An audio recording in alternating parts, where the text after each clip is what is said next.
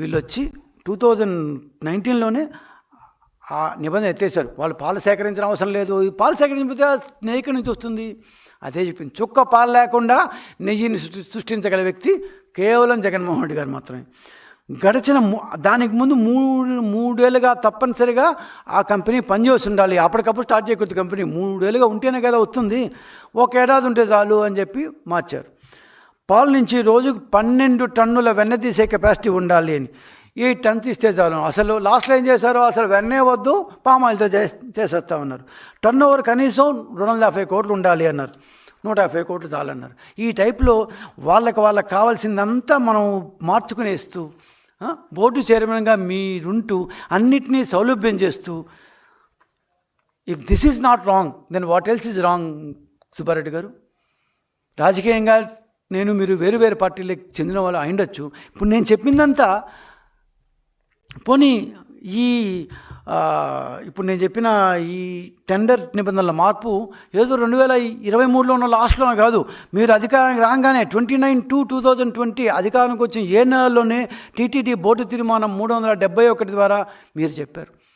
371 board తీర్మానం 2020 అధికారానికి వచ్చిన ఏ నెలలోనే మీరు నీట్గా సెర్చ్ చేసుకొని మీ ఆయా కంపెనీలతో మాట్లాడుకొని వాళ్ళకున్న దీని ప్రకారమే మీ యొక్క దాన్ని ఏమైనా టెండరు నిబంధనలు మార్చేసుకొని, దిస్ ఇస్ అపచారం అంటే ఏంది? ఇదే మరి దేవుడికి ఊరికేందో జరుగుతాయి.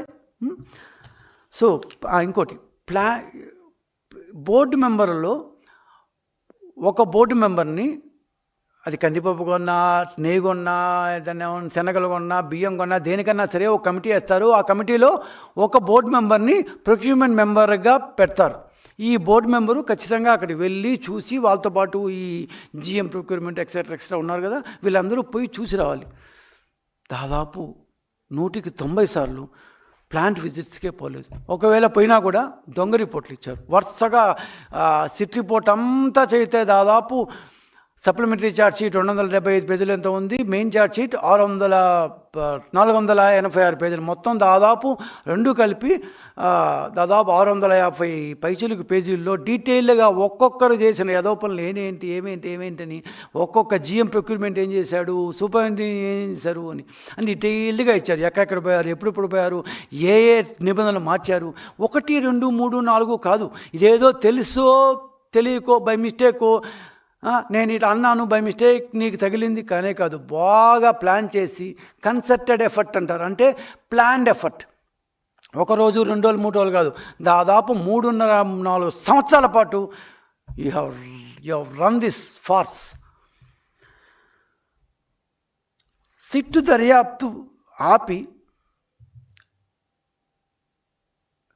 దర్యాప్తు జరిపి చర్యలకు సిఫార్సు చేసి ఆ ఉద్యోగుల్ని అరెస్టు చేసేంత వరకు ఈఓ కానీ, జేఈఓ కానీ, చైర్మన్ కానీ, బోర్డు మెంబర్లు కానీ ఎవ్వరు కూడా ఆ సపోజ్ అధికారులే తప్పు అనుకుందాం, ఫర్ ఎ వైల్ అధికారులు మాత్రమే తప్పు చేసి వీళ్ళందరూ సొక్కం పోసలు, ముత్యాలు, ముత్యమత ముద్దులు, వీళ్ళందరూ అసలుకి ఏమీ తెలియదు.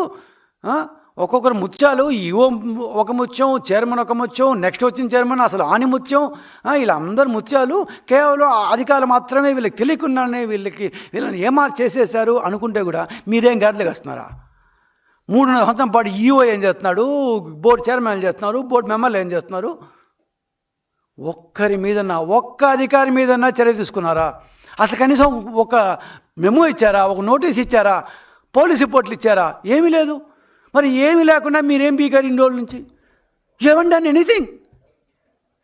సో ఇలా ఒక్కొక్క దీంట్లో డీటెయిల్డ్గా సిట్టు తన రిపోర్ట్ ఇచ్చింది. కాకపోతే సిట్టు యొక్క టర్మ్స్ ఆఫ్ రిఫరెన్స్ అంతవరకే ఉందేమో కాబట్టి ఏ అధికారి దీంట్లో ఇన్వాల్వ్ అయినాడు ఆ అధికారుల పేరు మాత్రం వచ్చింది. So at the end of the day ఖచ్చితంగా దీంట్లో మీరు ఒళ్ళంతా పూసుకో ఉన్నారు. నల్ల బొగ్గు కాదు, మీరు పామాయిల్ ఒళ్ళంతా పూసుకో ఉన్నారు. దేవుడికి పామాయిల్ సమర్పించడం కాదు, మీ ఒంటికి కూడా బాగా పూసుకో ఉన్నారు. అది అందరికి కనిపిస్తుంది. మీరేమో దేవతల వస్తాలు, మరి మేమేం కాదు, మేము చాలా ఆనిముచాలు అని చెప్పుకుంటున్నారు. సో ఈ దీంట్లో సుబ్బారెడ్డి గారు ఏమాత్రం నైతిక బాధ్యత ఉన్నా, ఎథికల్ సెన్స్ ఉన్నా, నైతిక బాధ్యత, మోరల్ రెస్పాన్సిబిలిటీ ఉన్నా, you should immediately resign for your Rajya Sabha ship. రాజ్యసభకి మీకు దానికి 6 నెలలు ఉండి 4 నెలలు ఉండి 4 సంవత్సరాలు ఉండి నాకు మీకు ఎంత ఉందో ఇప్పటిదాకా, నెక్స్ట్ ఇంకా ఎంత దాన్ని టర్మ్ ఉందో ఐడియా లేదు. కానీ ఏమాత్రం ఎథికల్ రెస్పాన్సిబిలిటీ, మారల్ రెస్పాన్సిబిలిటీ ఏమాత్రం ఉన్నా యూ షుడ్ ఇమ్మీడియట్లీ రిజైన్. ఎందుకంటే మీరు ఎమ్మెల్యేల చేత ఎన్నుకోబోంటారు, ఎమ్మెల్యేలు మామూలు ప్రజల చేత ఎన్నుకోబోంటారు. ఆ ప్రజల్ని మోసం చేసిన మీరు రాజ్యసభలో ఉండడానికి అనర్హులు సార్. ఐఎమ్ సారీ, నేను మిమ్మల్ని సార్ అనే ఇప్పటికి కూడా మాట్లాడుతాను. If at all any ethical responsibility మీరు వేయాలి. Then finally I'm coming to మా జగనన్న.